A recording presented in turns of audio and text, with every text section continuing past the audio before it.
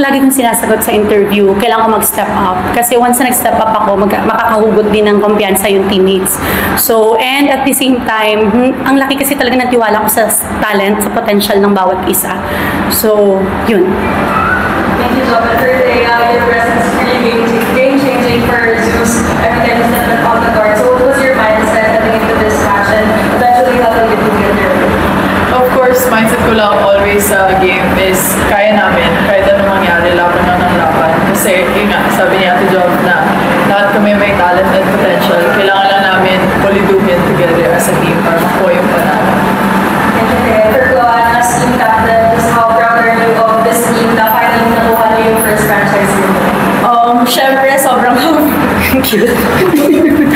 Syempre, sobrang happy since it's first win nga and tagal namin hinintay ito eh.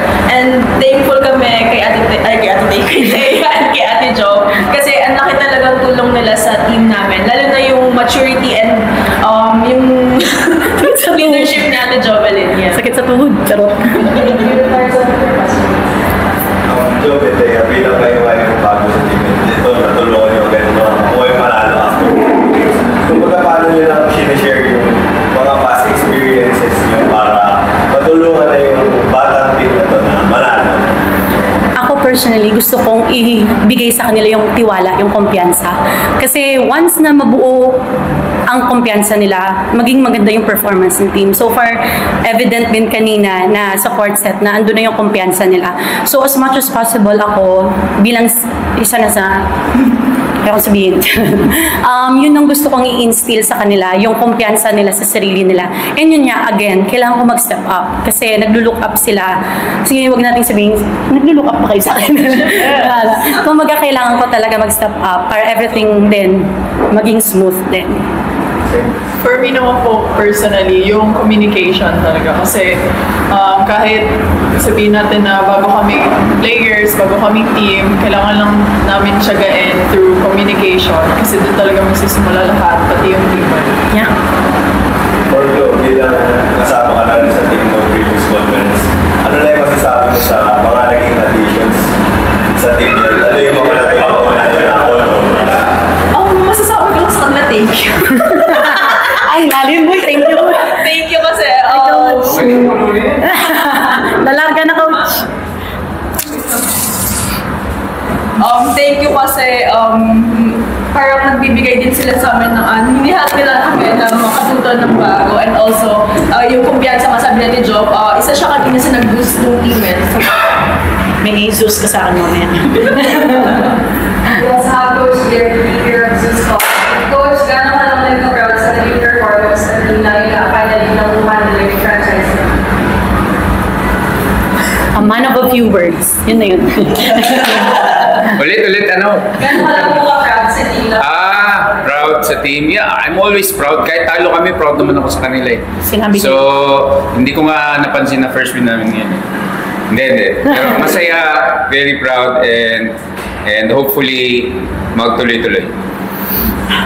For Teo, bilang yung number 1 draft pick na, nung time ba na nag-draft ka na, nandun na rin yung expectations na your addition sana gives Zeus Coffee more wins? Or was it really more of, kumbaga, lifting lang muna ng team 1, game 1 conference at the time, or wala pa agad yung big expectations? Yeah. Well, yung pressure siguro nandun. Pero yun nga, as what I always say, I just look on the positive side na one game at a time, kailangan talaga namin tiyagain. And yun nga, hopefully, tatry din ako magturo sa kanila ng mga natutunan ko, especially in the national.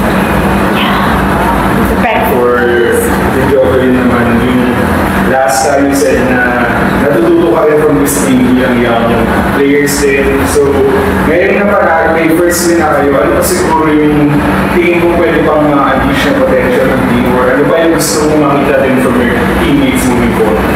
Ang team kasi, galing na yan kay Coach Jel.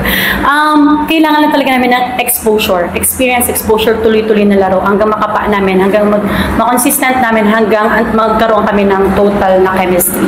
So yun yung nakikita ko. Kasi pagdating naman sa training, bawat isa kasi, lagi ko nga sinasabi, masipag sila, puno sila ng potential. So more on exposure, unti-unti lang, one step at a time, one game at a time, and we will get there. And for Coach, yung additions mo ba ni Joven bilang one of the experienced players and Thea nga po bilang one of the younger stars, tingin ko ba ito yung kulang na mga pyesa sa team na to na para maging buo na talaga maging contending team or meron pa po yung itong tinitingnan na areas para mabuo talaga yung gusto? No, we're only starting. So, kahit nung first conference namin, we had a few months to train. Kahit naman itong All-Filipino, kahit pa paano, parang late additions din yung mga veterans. Again, yung mga veterans, ang laking bagay sa amin kasi I don't know, we know the tempo, we know the pipe, we know the hits. Pero ang hindi namin alam is yung mag-slow down, yung mag-drop, kung kailan kailangan mag-drop lang, yung mag-place, kailangan mag-place lang. Hindi yung hataw kami ng hataw, puro kami gigil. So, they complement the young energy ng mga bata. So, minsan, you just don't teach slowing down. No? So, tinatanong ko nga kaya Job, saan ba nang bibili yung ganun? Si Job, si Troncoso, if you watch the game, yung mga crucial points namin galing sa good placement ng bola nila. Thea is Thea, syempre. Lalaban ka sa blocking ni Thea, di ba? Medyo challenge yung for them. So, ayan, unti-unti, hopefully, si owner, si Mr. Lau, hindi magsawang supportahan yung team and then i-maintain and then move forward.